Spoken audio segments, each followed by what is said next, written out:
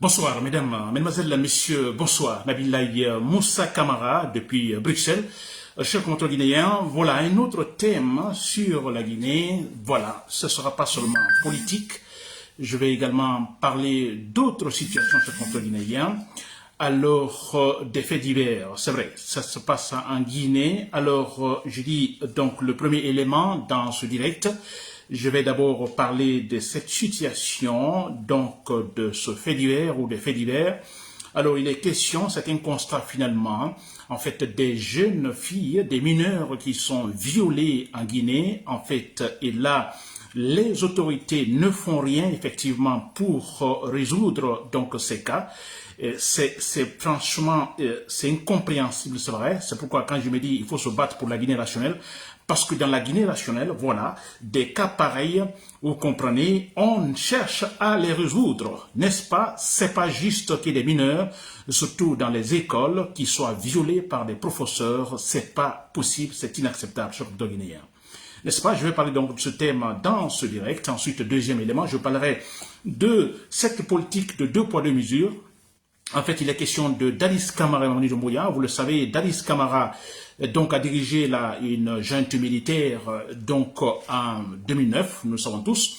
Alors, nous savons ce qui s'est passé et aujourd'hui, depuis 2021, on a Mamadi Doumbouya qui en fait dirige une autre junte militaire après un coup d'État bien sûr militaire. Alors, mais qu'est-ce qu'on remarque? Il y a la politique de deux poids, deux mesures. On a deux faits analogues, franchement, qui sont les mêmes, mais qui sont traités différemment par les Guinéens. N'est-ce pas? Ça, c'est choquant. Soyons sûrs, chers compatriotes guinéens. N'est-ce pas? Très bien. C'était Nabilaï Kamara depuis Bruxelles. Très bien. Alors, pour commencer, je dis bien, c'est déplorable, c'est quand même extraordinaire ce qui se passe. Alors, le fait le plus choquant, c'est qu'il y a des cas pareils qui se passent, des mineurs, des jeunes filles mineures sont violées, et certaines sont tuées, vous comprenez? Et ce qui est trop choquant, c'est que les autorités ne font rien. Absolument rien. Pas d'enquête, rien. Et ce qui fait que les choses se répètent à tout moment. N'est-ce pas? C'est incroyable. Donc, je peux citer des exemples. Il y a, je crois, deux ans, cela s'est passé à Kindia. Alors, je crois, dans quel quartier de Kindia, je ne me rappelle pas bien, c'est passé l'abattoir où, je ne sais pas, manquez pas. De toute façon, c'est passé quelque part là-bas. Alors, voilà une mineure, cette fois-ci une mineure, je crois qu'il n'a pas passé 10 ans, qui est en fait violée tout simplement par, disons, des individus dans le quartier. Et le problème, non seulement violer la fille, et puis la jeter dans un puits. Quelques jours après, ce corps a été retrouvé. Je vous assure qu'avec de bonnes enquêtes, avec la volonté, c'était facile de situer en fait les responsabilités, d'attraper en fait les coupables. Je vous assure. Mais bon, voilà. Cette affaire, je crois que c'est passé depuis 2 ans. Alors, jusque maintenant, je vous dis, rien n'a été fait. On ne sait pas qui a agressé, qui a tué cette fille, qui l'a violée, qui l'a tuée. Absolument rien. Mais franchement, c'est incroyable. Et là, pas plus que l'année dernière aussi à Dobrika, vous vous rappelez très clairement, et cette fois-ci, c'est en pleine journée, je vous assure, à l'école, dans une école, dans les toilettes d'une école, une jeune fille, n'est-ce pas, une écolière, est violée puis tuée dans ces toilettes de l'école. N'est-ce pas? Et on se rappelle même que le ministre de l'Éducation d'alors, ce Guillaume, je ne sais pas comment il s'appelle, vous pouvez me rappeler son nom, celui qui était directeur, qui a été remplacé, plutôt le ministre de l'Éducation, alors s'est même rendu sur place, et un certain préfet de la région qui s'est présenté là aussi. N'est-ce pas? Je vous assure, jusque maintenant, s'il y a eu des enquêtes, vous me le dites, ou si le coupable a été trouvé, moi je suis sûr que non, alors absolument rien n'a été fait. Vous voyez que les filles sont en danger, mais c'est clair, s'il vous plaît. C'est incroyable. Absolument, et la fille a été massacrée, tuée dans les toilettes. Les gens sont venus voir son corps là. Et rien. N'est-ce pas? Et voilà, cette semaine, je viens de lire aujourd'hui également, et cela se passe à Conakry, précisément à Lambagne. Alors, on apprend qu'une jeune fille, une mineure, donc au collège, donc classe 7e année, est entre la vie et la mort.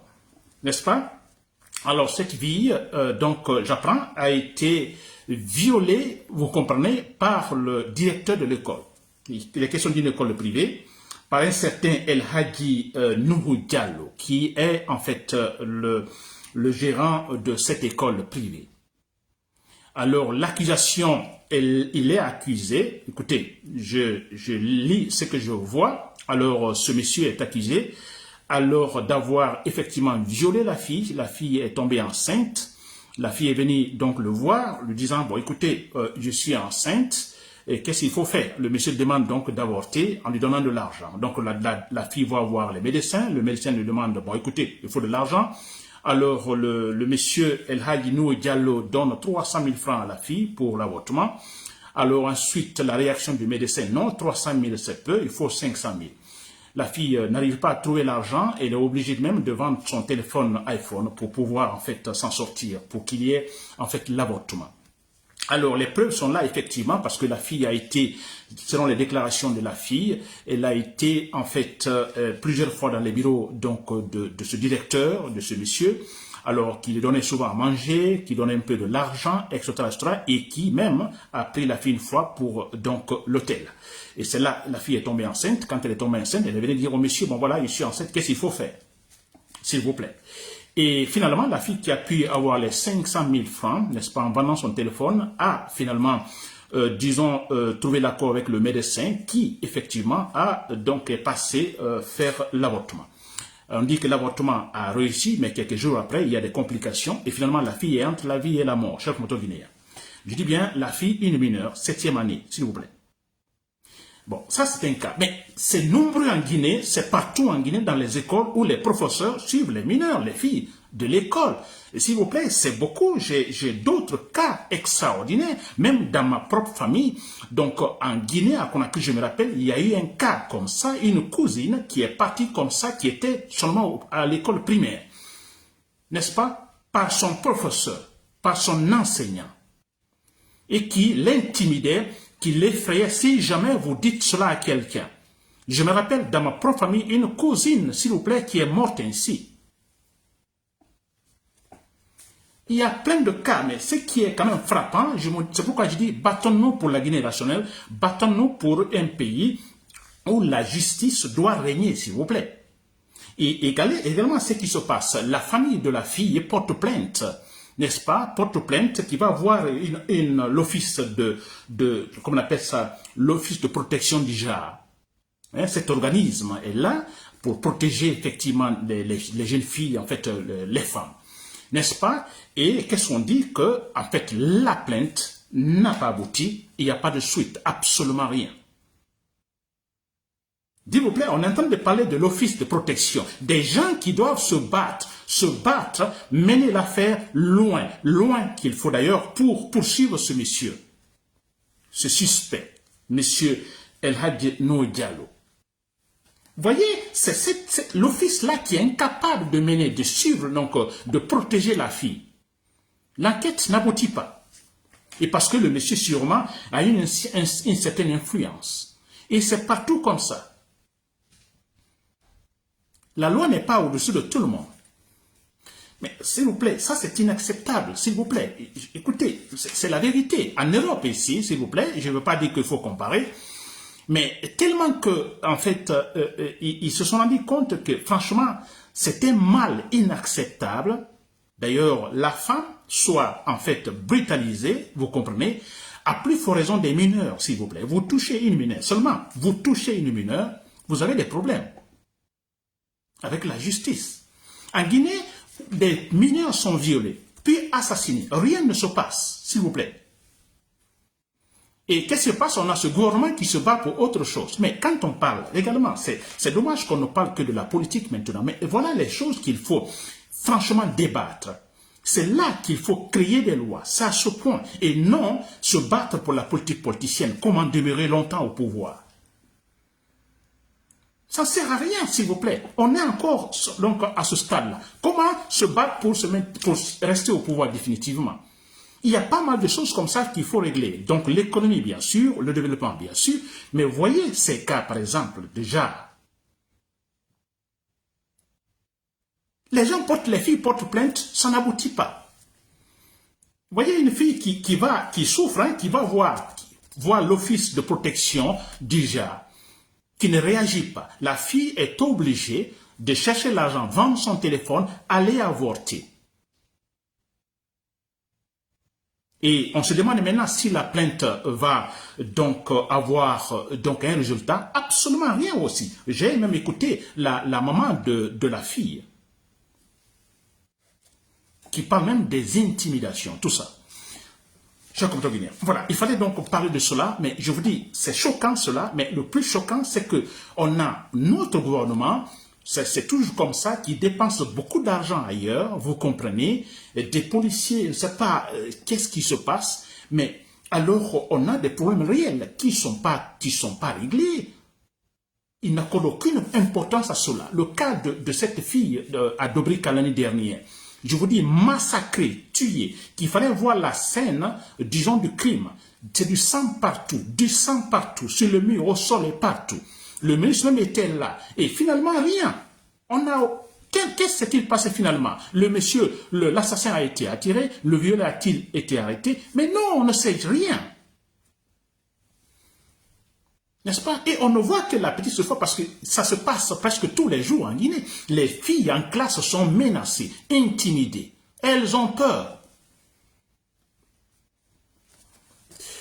Très bien, je passe donc cet élément. Franchement, c'est énervant que, voilà, c'est pourquoi on se bat pour la bonne gouvernance. S'il vous plaît, dans une bonne gouvernance, vous comprenez, dans une bonne gouvernance, quand on parle d'un ministère, il y a des ministères compétents pour des cas pareils. N'est-ce pas? Alors, mais je vous assure, des règlements, des lois sont votées pour cela. Pour prendre effectivement des mesures claires contre quiconque se comporterait ainsi face aux jeunes filles et aux mineurs. Très bien. Je vais passer donc au deuxième élément, cher compteur guinéen. Donc, il est question de cette politique de 2 poids, 2 mesures.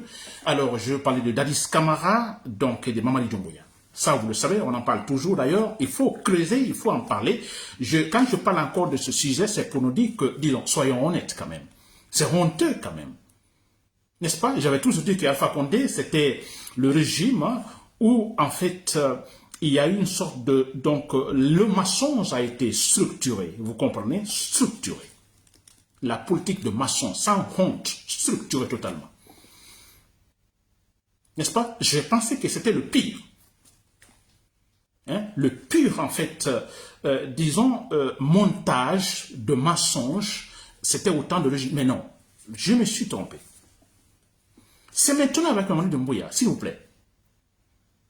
Et parce que ça ne se cache pas. Vous voyez Mamadi Doumbouya qui, après tout ce qu'il a dit, mais écoutez, soyons intelligents, il faut répéter ça 1000 fois.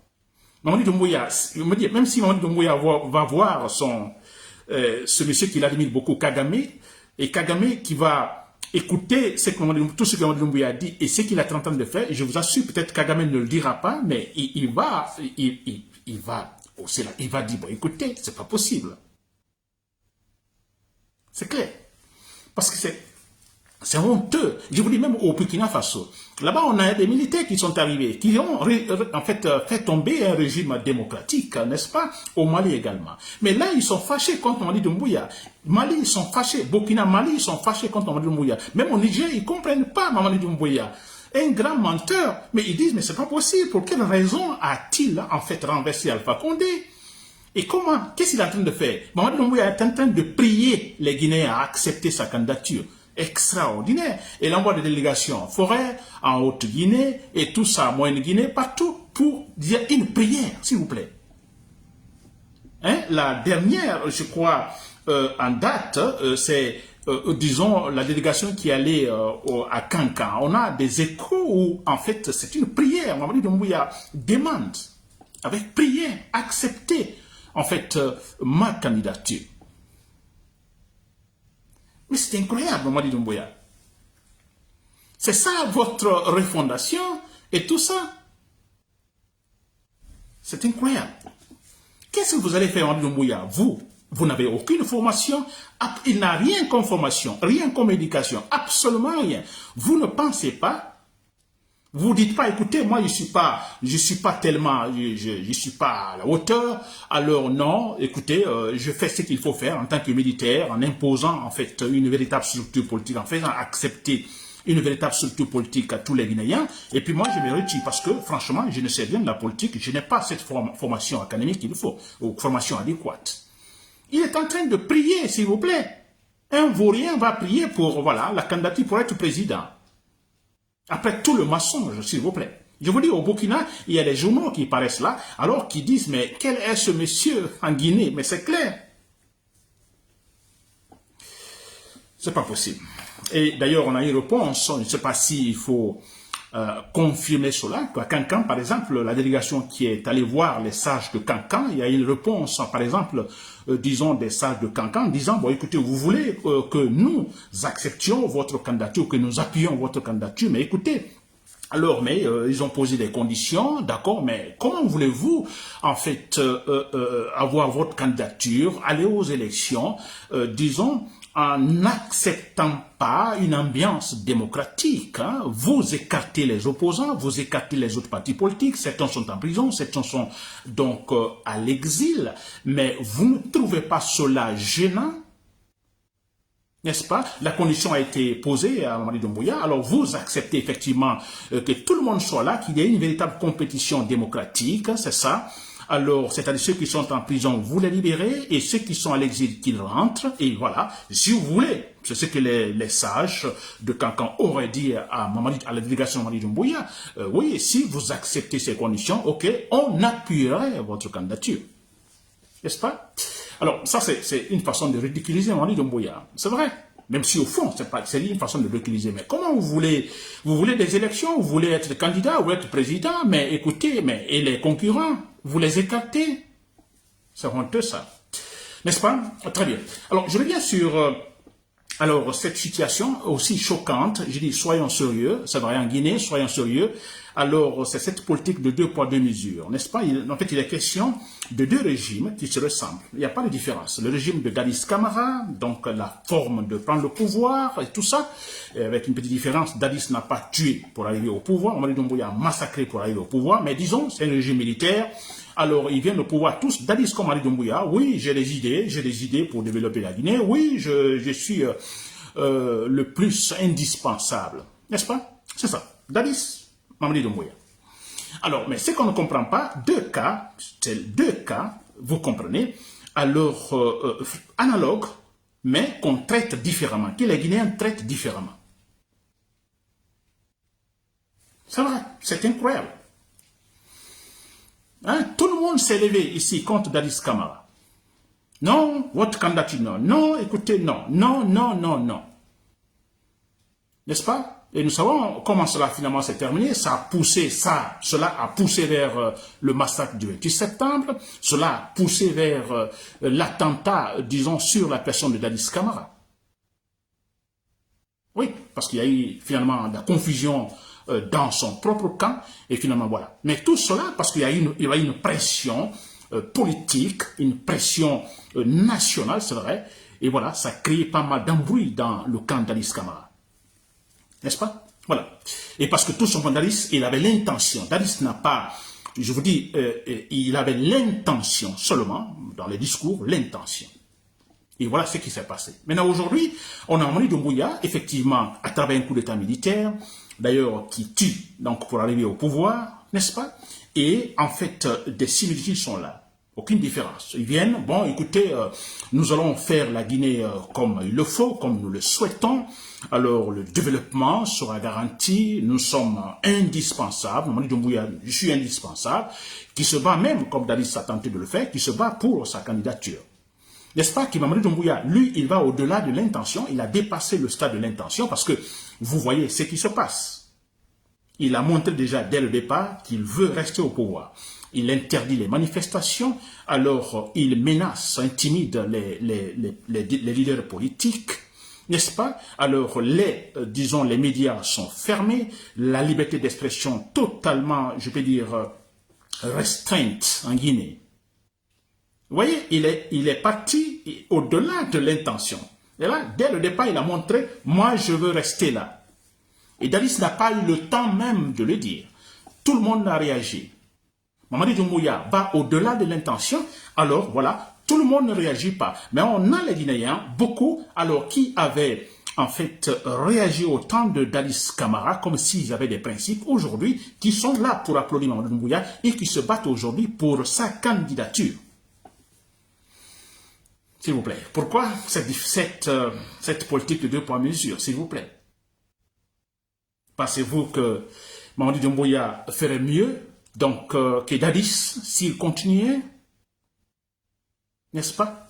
Peut-être Dadis, d'ailleurs, on peut dire Dadis a une formation académique, au moins lui. Qu'est-ce que c'est Mamadi Doumbouya? Et on peut dire Dadis, d'ailleurs, il connaît mieux l'armée guinéenne. Qu'est-ce que c'est Mamadi Doumbouya de l'armée guinéenne? Donc on peut dire Dadis Camara, disons, plutôt sensible à l'égard du problème guinéen pour avoir vécu là, s'il vous plaît, que Mamadi Doumbouya. Mais alors pourquoi cette politique de 2 mesures? Alors on avantage Mamadi Doumbouya d'un côté, de l'autre côté Dadis Camara non, d'ailleurs qui est maintenant en prison. C'est honteux, nous sommes Guinéens, nous formons 4 régions naturelles, n'est-ce pas? La loi au-dessus de tout le monde. Alors pourquoi cela? Mais là, nous savons la réponse, tout le monde le sait. C'est clair. Parce qu'on se dit Camara, on dit, bon, c'est de la forêt, c'est clair et net. Un forestier ne doit pas, en fait, diriger, être président en Guinée. N'est-ce pas? Alors, Mamadi Doumbouya, oh, c'est de la Haute-Guinée. Oui, nous devons diriger la Guinée. Pensez-vous qu'avec de telles pensées ethnocentristes, cette politique ethnocentriste, qu'il y aura la paix en Guinée? Vous rigolez ou quoi? Il n'y aura jamais la paix. S'il n'y a pas la paix, il n'y aura jamais de développement. Il n'y aura jamais la stabilité politique, ça c'est clair. N'est-ce pas? Parce que Dadis, on peut dire que injustement, il est en prison. Mais c'est vrai. Si on doit juger tous, parce que je dis injustement, parce que là, alors c'est une foutaise. Lui seul, on le met en prison. Alpha Condé, on sait, Alpha Condé, pire d'ailleurs que Dadis Camara, où est-il? La gente ne parle pas. Je n'ai jamais eu cette recommandation, comment on appelle ça, une plainte, alors à l'égard de Alpha Condé. Parce qu'on a dit qu'il est sorti pour des raisons de santé, mais maintenant ça va très bien. N'est-ce pas? Alors pourquoi la gente ne facilite pas une plainte maintenant pour que Alpha Condé soit traduit devant la justice guinéenne? Pour quelle raison? Parce qu'il a tué, il a massacré, il a volé, il a fait tout. S'il vous plaît. Alors, qui ne rentre pas, parce que sûrement il sera protégé de l'autre côté en Turquie, ça c'est un autre fait. Mais déjà que nous constations de la part donc de la junte militaire qu'effectivement il y a l'intention d'arrêter Alpha Condé. Mais même ça, il n'y en a pas, absolument rien. Pourquoi? Parce qu'il est malinqué. Il est malinqué. Et Dadis, oui, Dadis, écoutez, parce que c'est un forestier, il n'est pas malinqué. Et parce qu'en ce moment, on a un certain Alpha Condé qui était leader de l'opposition. Oui, il fallait tout faire. Vous comprenez? Et tous les malinqués, tout le monde. Alors, non, Dadis, non, c'est pas possible. Et aujourd'hui, on a le leader de l'opposition, le parti politique le plus, en fait, apprécié. C'est Dalen Diallo. C'est un peuple. Non, c'est pas possible. Il ne peut pas influencer. Non, vous êtes des peuples. N'est-ce pas? Alors, je reviens sur ce point qu'avec cela, Mamadi Doumbouya, si vous me suivez, si vous n'avez pas l'intelligence, je sais, ça c'est très clair, mais je m'adresse à certains militaires qui sont intelligents, qui m'écoutent, qui comprennent, qui savent raisonner, n'est-ce pas? Alors, suivre la logique de raisonnement, alors comprenez que, bon, écoutez, avec cela, on n'ira nulle part. Mamadi Doumbouya se bat uniquement, en fait, pour se maintenir là, au pouvoir, mais il y a autre chose, il y a ce complexe d'infériorité, et comme Dadis l'a eu, donc c'est arrivé à Dadis, c'est arrivé à Lansana Conté, c'est arrivé à Alpha Condé, c'est arrivé à Sekouba Konaté, et maintenant, avec Mamadi Doumbouya, ça ne détonne pas. Il y a le complexe d'infériorité, c'est-à-dire, bon, écoutez, à un moment donné, je suis président président de la transition au président de la République. Vous comprenez, je suis au-dessus de tout le monde, même au-dessus de la loi. Vous comprenez? Alors, se retrouver demain, quelques temps après, disons, voilà, sans la présidence, il ne supporte pas cela. Il ne supporte pas. Oh, moi, président! Ben là, tout le monde me dit patron, et maintenant, demain, je serai encore dans la rue, peut-être, je ne suis plus président, je n'ai plus de garde du corps. Il ne supporte pas cela. Ça, c'est grave. Mais Lansana Conté, c'est la même chose. Lansana Conté se battait pour rester au pouvoir parce qu'il s'est dit, bon, je suis déjà, il appelait les autres ses subordonnés, n'est-ce pas? Alors, comment va-t-il accepter de revenir au même niveau que ses subordonnés? N'est-ce pas? On a eu Dadis Camara. Dadis Camara, il l'a dit. Dadis Camara, il a dit, bon, écoutez, bon, vous voulez que, alors, je quitte, alors, que vais-je faire après? C'est quand même incroyable. Il était au camp, simple militaire. Maintenant, le président, il a honte de retourner là, s'il vous plaît. C'est incroyable. On a eu également Sekouba Konaté, une trahison, s'il vous plaît. Lui, c'était une simple trahison, mais regardez, lui aussi, il a eu ce complexe-là. Alors, mais il a demandé qu'on essaye de le parachuter quelque part. Vous voyez, alors, après la transition, on l'a vu quelque part dans une organisation internationale sous-régionale, je ne sais pas, africaine. Vous voyez, et Sekouba Konaté, vous voyez, il veut même pas rentrer en Guinée, qu'on l'empêche de rentrer. Non, il a le complexe, parce qu'il dit, j'ai été président, comment vais-je rentrer, alors me voir avec mes subordonnés. C'est un complexe, s'il vous plaît. Alpha Condé, voilà, lui aussi l'a dit. Alors, quelles sont les garanties quand je laisse le pouvoir? Les garanties pour moi. Mamadou Doumbouya, c'est cela. Hein? On l'a mis déjà sur un piédestal, il se voit demi-dieu, alors il ne se veut plus. Donc cet autre contexte où il ne sera plus président, il sera simple citoyen, il ne le supporte pas. Mais c'est cela, il ne le supporte pas. Alors il préfère massacrer, tuer les gens, faire tout, même si en fait cette situation de se maintenir au pouvoir n'ajoutera rien au développement de la Guinée, absolument rien, seulement assouvir leur intérêt égoïste, c'est tout. Vous comprenez, chers compatriotes, dans l'armée, je sais que vous raisonnez, il y en a plein, vous raisonnez. Voyez cela, aidez la Guinée, s'il vous plaît. Aidez la Guinée. Hein? Battez-vous pour cela, pour une véritable Guinée démocratique. N'est-ce pas? La loi au-dessus de tout le monde, où les institutions fonctionnent réellement. Comme par exemple, je parlais tout de suite de ces cas de mineurs assassinés.